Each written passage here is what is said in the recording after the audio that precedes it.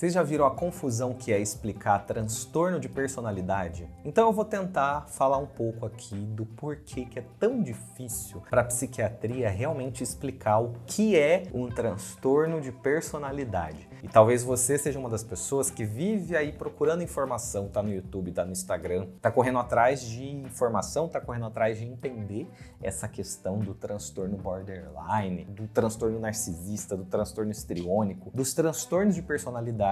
E parece que quanto mais você lê, mais você ouve sobre isso, você simplesmente não entende. Isso eu vejo acontecer com muitos pacientes meus, mas eu também vejo acontecer com os colegas, com psicólogos, com psiquiatras, que têm dificuldade de encaixar o conceito do transtorno de personalidade na formulação e no entendimento de casos. E é isso que eu quero trabalhar aqui nesse vídeo de hoje. Eu me chamo Manuel Vicente, sou médico psiquiatra, trabalho, estudo e ensino raciocínio clínico avançado para a gente aprender a navegar nessas águas que é o diagnóstico psiquiátrico. Então eu trago aqui no meu canal considerações que vão além dos checklists diagnosticadores. Eu quero trazer conceitos que levam a gente a pensar, a considerar elementos que podem ficar de fora de um caso clínico, mas que são essenciais para a gente guiar a melhora dos nossos pacientes, a melhora dos nossos clientes, tá? Então, vamos falar sobre esse conceito do transtorno de personalidade. O que acontece? Por que é tão complicado? O DSM, ele optou, quando ele estava sendo formulado lá no DSM-3, na década de 80, a opção que a Associação Americana de Psiquiatria, então quando a Associação Americana de Psiquiatria for fazer o DSM, tá? Para quem não conhece DSM é isso aqui. Então é um livro em que a gente tem todos os diagnósticos da psiquiatria organizados. E aí quem que organiza isso aqui? Quem organiza isso aqui é a Associação Americana de Psiquiatria. Como que eles fazem para poder fazer essa listagem, né, dos diagnósticos? O que eles fazem é basicamente consenso, votação e avaliação a partir desses grupos, das evidências científicas, da utilidade dos diagnósticos, de alguns critérios que eles vão definindo e vão incluindo ou tirando alguns transtornos. Eu gosto de trazer essa noção de que, no fim das contas, o livro ele é uma classificação que é criada pela Associação Americana de Psiquiatria, porque senão a gente perde o contato com a realidade de que esses transtornos eles não são entidades que são descobertas na natureza, certo? É muito diferente eu encontrar ou criar um transtorno novo do que eu descobrir, por exemplo, um vírus. Eu vou lá e faço um estudo do vírus da Covid e descubro que existe esse vírus da Covid. E aí ele é uma entidade que existe na natureza e recebe um nome, Covid-19. Mas quem batizou Covid-19 não criou Covid-19. E mesmo que, vamos dizer, que reúna um grupo de virologistas, reúna um grupo de infectologistas e fale, olha, a gente devia parar de chamar Covid-19 de Covid-19, vamos chamar todos os Covid só por um nome? Vamos chamar eles de vírus corona, e aí para de chamar de Covid. Eles podem fazer isso, mas isso não vai alterar a própria realidade de como que é a Covid-19, certo? Então, os diagnósticos de várias condições da medicina, eles não podem ser criados ou excluídos por causa de votações de consensos de grupos, né? Então, não é assim que funciona grande parte da ciência. Porém, na psiquiatria, isso é um método que é necessário porque a gente não tem nada melhor para fazer. Então, no fim das contas, o melhor que a gente tem é esse processo de votações e de classificações de transtornos que a Associação Americana de Psiquiatria faz. Ninguém descobriu uma forma mais eficiente do que eles de fazer isso, né? Nenhuma forma, pelo menos, que tenha sido testada e dado certo de alguma forma. Então, é o que nós temos. A gente trabalha dessa forma. Mas é importante que os profissionais não se descolhem dessa realidade, que a gente não se descolhe que esses são construtos, eles são conceitos. Então, por exemplo, existe uma proposta de desmembrar o diagnóstico de transtorno depressivo maior entre transtorno depressivo com algum nome que vão descobrir e melancolia. E a melancolia voltar a se tornar um diagnóstico psiquiátrico. É uma proposta que existe e talvez isso aconteça no futuro. Olha só que interessante. E aí você tem, por exemplo, uma possibilidade de você parar de ter alguns diagnósticos, tipo transtorno da personalidade histriônica. Talvez isso deixe de existir. São propostas de reelaborações do manual que eles acabam sendo critérios e, ao mesmo tempo, a própria descrição do transtorno. A gente não consegue, efetivamente, pensar nos transtornos psiquiátricos sem se referir aos critérios que definem eles. Isso é diferente, por exemplo, da cardiologia, né? Em que a cardiologia, você tem o critério diagnóstico de infarto sendo muito diferente do conceito de infarto em si. Então, vocês têm que concordar que não é a mesma coisa o critério do infarto para a pessoa ter um infarto, certo? Então, a cardiologia, ela tem critérios para diagnosticar infarto, mas o critério de infarto não é o infarto. Na psiquiatria, essa divisão não existe. Os critérios para os transtornos acabam sendo tratados como se fossem o transtorno em si. E esse é um grande problema epistemológico que a gente precisa lidar, mas que nós precisamos manter a clareza disso como profissionais, certo?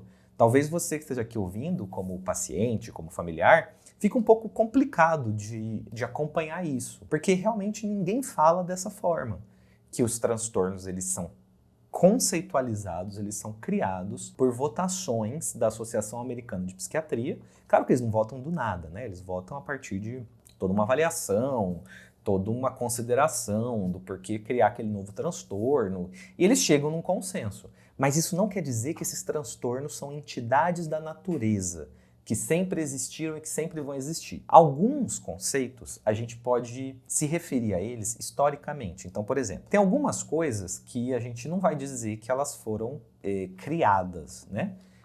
Recentemente, que elas não foram criadas pelo DSM, porque elas existem há milênios, existem há muitos séculos. Há muitos séculos você tem a descrição de quadros que são de transtorno bipolar. Há muitos séculos você tem a descrição de quadros que dá para ser entendido como esquizofrenia, como autismo.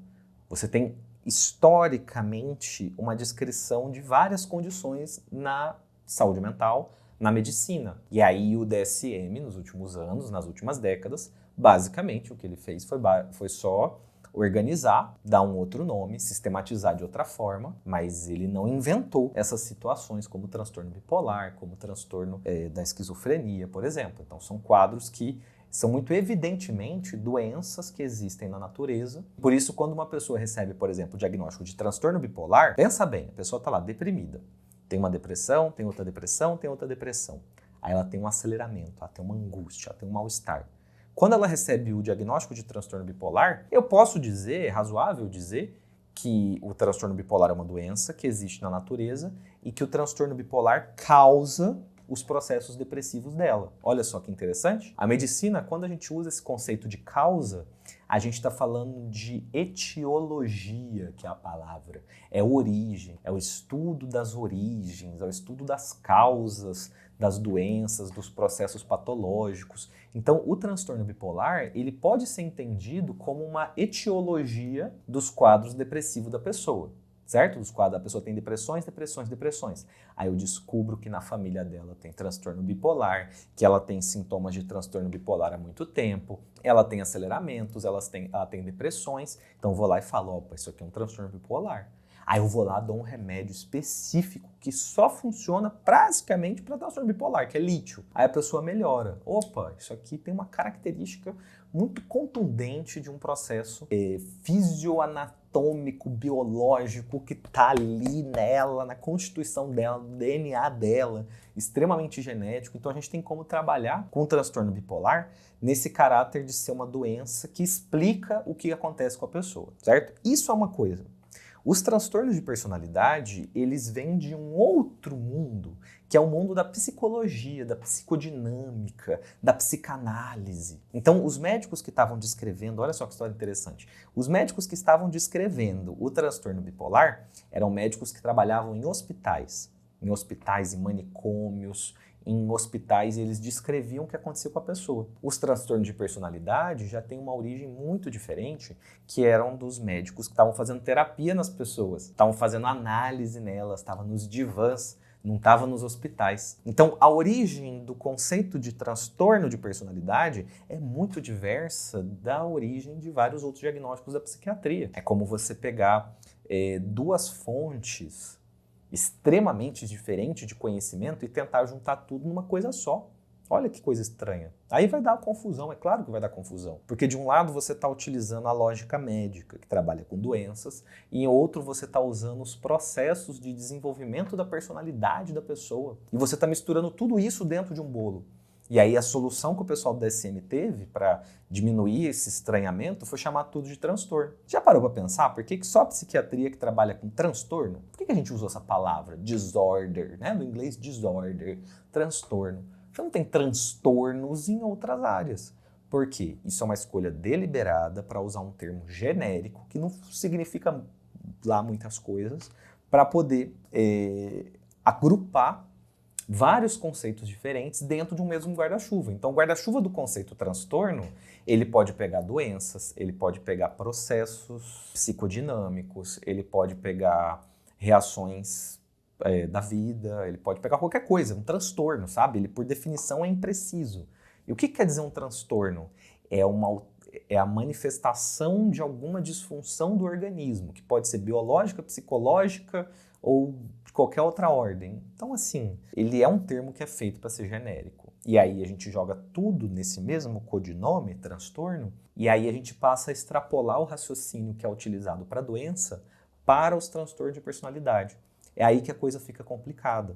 A gente passa a entender que o transtorno de personalidade é uma explicação de causa, é uma explicação do porquê que a pessoa se comporta daquele jeito. E transtorno de ansiedade generalizada, transtorno depressivo maior, são todos diagnósticos classificatórios, eles não são explicativos. Então é como se eu pegasse uma listinha, eu pego um checklist. Ah, tá triste, não tá dormindo, não tá comendo. Eu vou fazendo esse checklist, certo? Eu vou fazendo um checklist da pessoa. E aí eu chego no entendimento de que, nossa, esses critérios aqui formam uma síndrome. Olha, uma síndrome, que é um conjunto de sinais e sintomas, formam uma síndrome que eu vou classificar como um transtorno depressivo maior. Então, no DSM, fala que os transtornos são síndromes. Ora, se eles são síndromes, eles são classificações. Eles não são explicações. Vamos dar mais um exemplo de síndrome? Então vamos lá. A pessoa está tossindo, espirrando e com febre. Isso chama síndrome gripal. É uma síndrome que é de uma gripe. Então pode ser influenza, pode ser Covid-19, pode ser, sei lá, H1N1, certo? Pode ter várias causas essa síndrome gripal. Logo, o conceito de síndrome gripal não explicou nada, foi só uma classificação. É assim que funciona para a maioria das coisas na psiquiatria. Desculpa, na psiquiatria. Na medicina não funciona exatamente assim. Na psiquiatria é assim, porque a gente não entende a causa dessas classificações que a gente criou. Mas talvez o problema esteja na forma como a gente organiza as classificações, né? Então esse que é um grande ponto. Mas de qualquer forma, apontando especificamente para o transtorno de personalidade, vamos pegar então o transtorno de personalidade borderline. Você tem todos os critérios lá, você já deve saber, né? Se você está pesquisando aí, vamos abrir juntos aqui, que aí eu já leio junto com vocês. Então vamos lá. Transtorno de personalidade borderline. Eu poderia pegar qualquer transtorno, mas particularmente o borderline eu acho importante, porque muita gente tem esse diagnóstico, muita gente procura, muita gente se pergunta. Então vamos pegar exatamente o transtorno de personalidade borderline aqui agora, nesse exato momento, tá? Vamos lá. Você tem 9 critérios, eu vou ler alguns deles. Por exemplo, esforços desesperados para evitar abandono. Olha, medo de ficar sozinho, esforço desesperado para evitar abandono. Isso é uma coisa comum nas pessoas borderline. Outra coisa, perturbação da identidade, instabilidade da autoimagem ou percepção de si mesmo. Outra coisa, impulsividade, pessoa borderline muito impulsiva. Vamos pegar esses 3? Esforços desesperados para evitar abandono. Eu não posso dizer, gente, que o transtorno borderline está fazendo você fazer um esforço desesperado para evitar abandono. Isso não tem a menor lógica. Transtorno borderline é só uma classificação que existe da década de 80 para cá, existe poucas décadas. É muito recente, eles inventaram esse nome. Inclusive era um grande xingamento, transtorno borderline era um grande xingamento de desqualificação quase da pessoa. Hoje em dia ainda é usado como um xingamento em alguns círculos aí. Vocês já viram médicos que falam mal de borderline, isso é uma coisa que acontece, porque historicamente isso acontecia. Esse grupo, ele sempre foi relacionado a isso.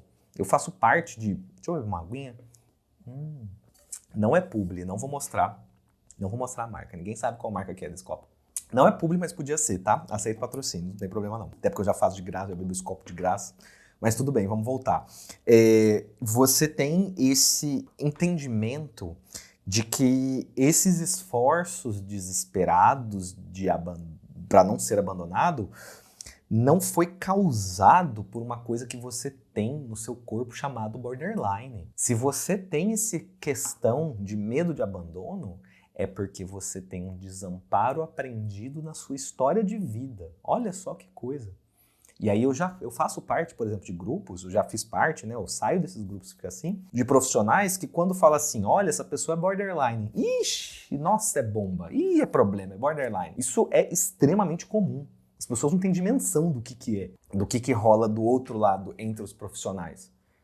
Então, ele é um nome, ele é um termo que é carregado de um estigma, ele é carregado de todo um processo. E aí que o grande trunfo do raciocínio de você parar de entender o borderline como uma explicação do processo é você conseguir separar exatamente por que aquela pessoa específica lá, aquele ser humano, por que ele tem essa questão do abandono?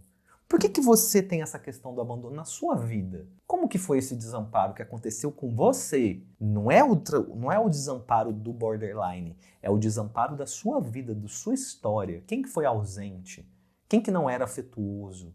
Quem que só estava presente de corpo presente, mas nunca esteve presente efetivamente, com carinho, com segurança? Quem que te deu essa noção de que você podia perder tudo a qualquer momento? Quem que te deu essa noção? Quem que te trouxe isso? Esse padrão de relacionamento interpessoal, como que eram os relacionamentos na casa em que você cresceu? Como que eram os relacionamentos de papai e mamãe? Como que era o relacionamento da mãe com o padrasto? Como que eram essas trocas? Quem que discutia em casa? Onde que você aprendeu esse processo disfuncional de se relacionar?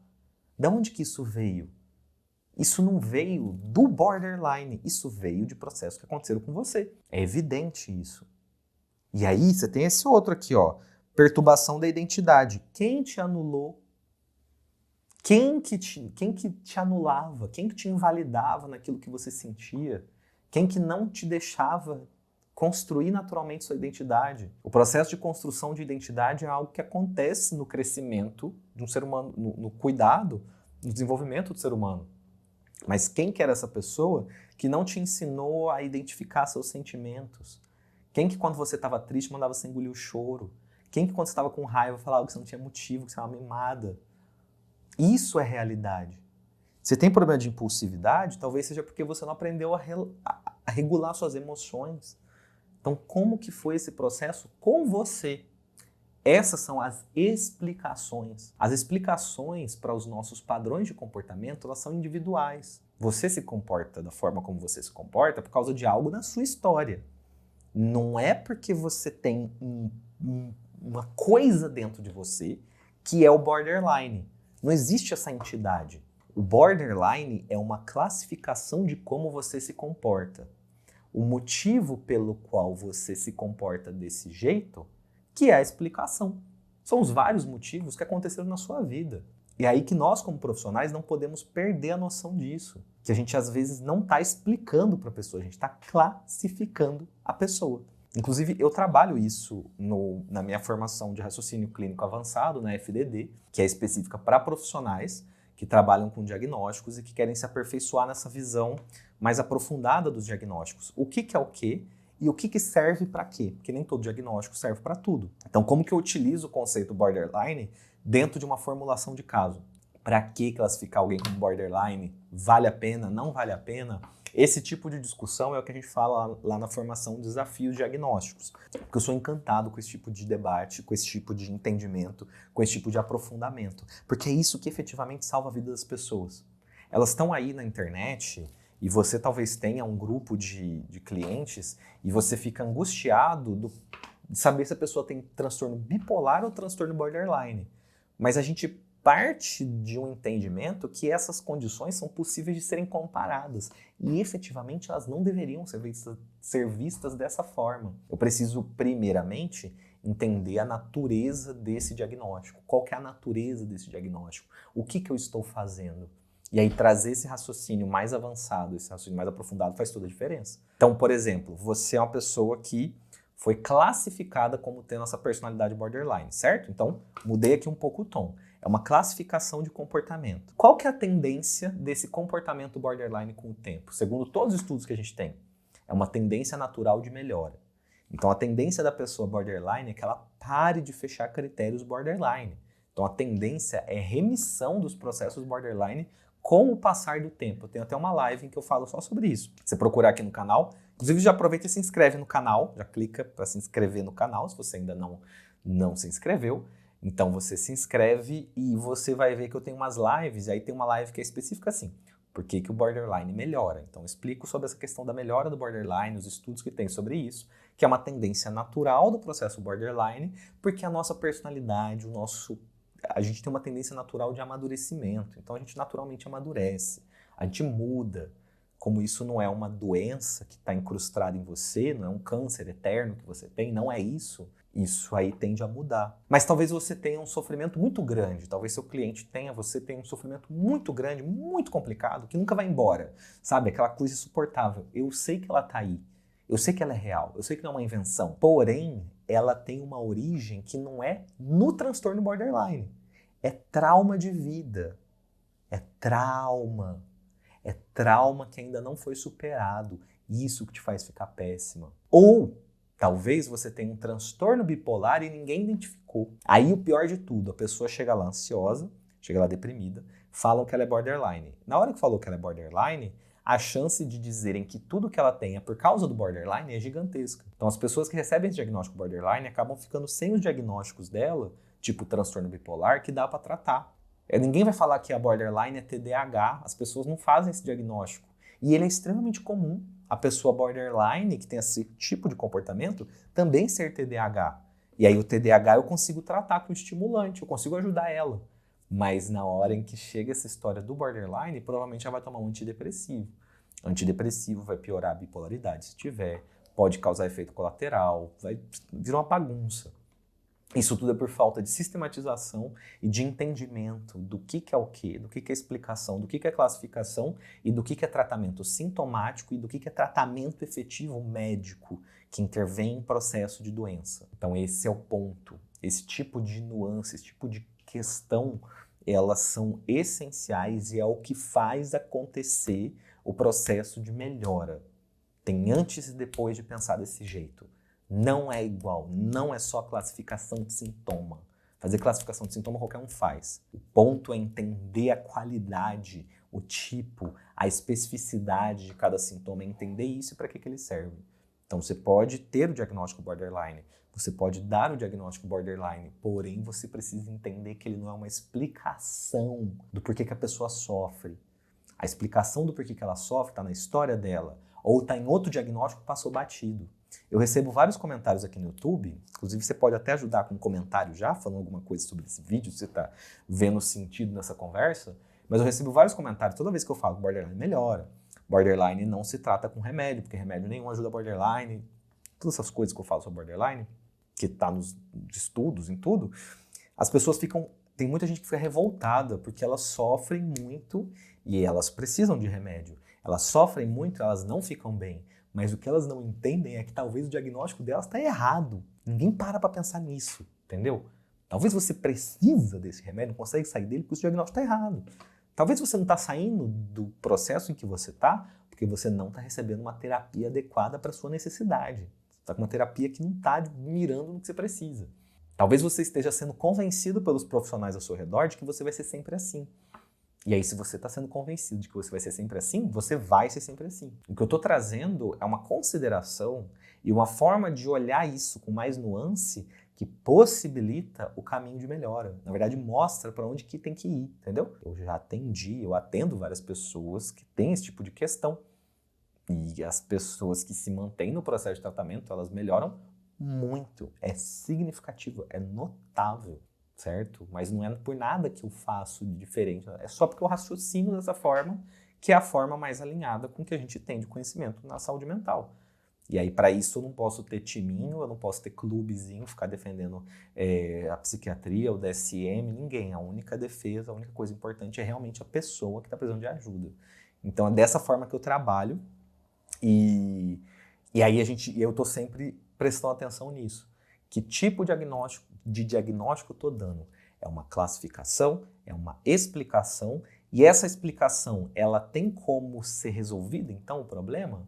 Onde que eu intervenho para poder ajudar? Onde que eu vou para poder tirar essa pessoa desse processo? Então, não só eu quero buscar explicações, como eu quero ir atrás de explicações que possam ser resolvidas, certo? Então, a gente quer coisas que podem ser mudadas. E para isso a gente trabalha com trauma, com o processo de perceber o que aconteceu com você na sua história de vida, na sua infância, em toda a sua vida, o que acontece hoje no seu relacionamento, em tudo isso que tem como ser transformado. E aí, às vezes, a pessoa tem uma questão biológica, então tem toda essa questão. Não, mas demonstraram nos estudos que a pessoa borderline tem alterações cerebrais, parará. Primeiro, isso não é verdade que tem alterações específicas de borderline, isso não existe. Ninguém consegue ter um modelo neurobiológico que é consenso para borderline, não existe isso, tem revisão em qualquer lugar que você for, você não vai ter um teste, nada de você medir borderline, isso não existe. O que tem são em alguns estudos que mostram algumas alterações que são genéricas, que tem no borderline, que tem no TDAH, que tem na depressão normal, que não consegue separar direito não. Tá? Tentar entender borderline por ressonância magnética é uma perda de tempo. Até hoje não acharam nada que mude o jogo, porque não tem ninguém fazendo ressonância magnética para borderline, nem vai fazer, porque não tem nenhuma lógica fazer uma coisa dessa, para começo de conversa, tá? Mas tudo bem. O processo biológico, ele não é bem caracterizado e, eventualmente, o que a pessoa tem, que aí é o componente genético, talvez seja uma questão de temperamento. Temperamento é a base biológica onde se coloca a nossa personalidade. Então, temperamento é algo que a gente meio que nasce com ele e vai morrer com ele, certo? A princípio é isso. Porém, a personalidade vem da dinâmica entre o seu temperamento e a sua vida. Sua história de vida, sua família e tudo que aconteceu com você.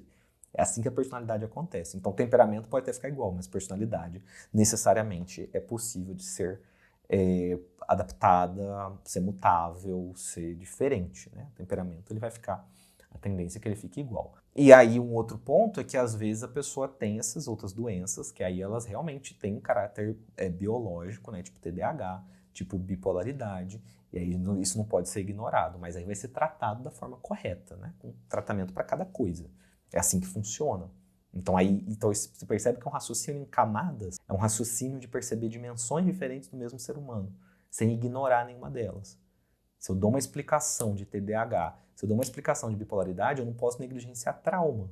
Porque tudo é jogo, tudo é importante, tudo muda a vida da pessoa, tudo está em jogo.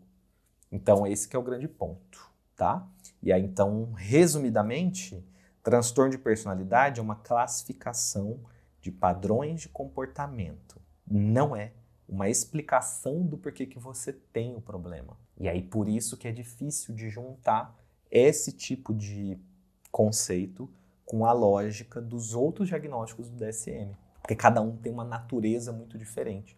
Cada um tem uma natureza muito diversa. E eles, no fim das contas, são baseados em critérios que são estabelecidos em consenso. Tá? Então até tem uma tendência, né, de que a gente tenha o desaparecimento de alguns diagnósticos de personalidade. Isso é muito legal. Olha só, vai parar de existir alguns diagnósticos de personalidade. Existiu, não vai ter mais. Então, claramente uma convenção. Tinham vários que existiam antes, já não existem mais, mas, por exemplo, transtorno de personalidade histriônico vai parar de existir. Pronto, votou, vai parar de existir. Isso é porque os diagnósticos são feitos dessa forma, tá? Então, talvez no futuro pare de existir borderline. Ah, mas tem borderline. Mas talvez vote e fala, não tem mais, entendeu? É assim que funciona. É meio que assim. Se fizer sentido parar de existir, talvez aconteça. Não deve acontecer tão cedo, mas é possível. Então, não vai acontecer o mesmo com o transtorno bipolar. Porque o transtorno bipolar está há séculos existindo. Então, é bem improvável que isso ocorra, mas talvez com alguns diagnósticos, tipo esses, que são menos bem validados historicamente, certamente tem mais chance disso acontecer, tá? Então, é isso. Podemos ficar por aqui nesse vídeo. Me mandem aqui nos comentários, deixa seu like, inclusive, se você curtiu esse vídeo. Nos comentários você pode pedir novos temas, então perguntas difíceis, complicadas que ninguém responde são as que eu mais gosto de me desafiar a tentar responder, tá? Ficamos por aqui. Até a próxima. Tchau, tchau.